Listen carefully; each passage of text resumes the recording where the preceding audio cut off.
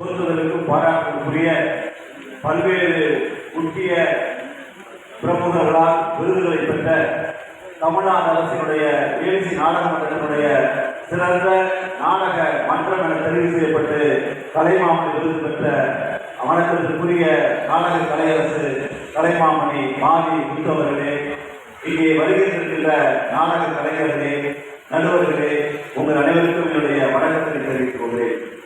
ஏறத்தாழ 54 ஆண்டுகள் நமக்கே பிரமிப்பாக இருக்கிறது.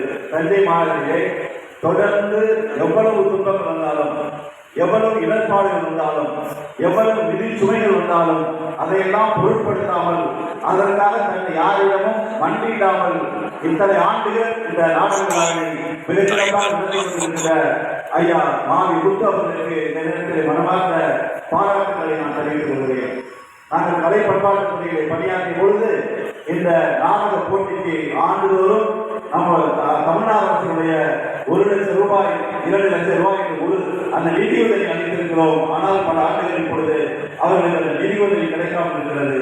இதை நான் குறிப்பிடுவதற்கு காரணம், மறைந்த நம்முடைய தந்தை ராமூர்த்தி ஐயா அவர்கள் பல ஆண்டுகள் அவருக்காக என்னிடம் தொலைபேசியில் பேசி அவருக்கு ஏதாவது உதவி செய்யுங்கள் என்று சொன்ன இதே மேடையிலே இதற்கு முன்னால் இந்த ராமநாத செட்டியார் மன்றத்திலே ஐயா தந்தையார் அவர்கள் குறிப்பிட்டதை எல்லாம் நான் நினைத்து பார்க்கிறேன்.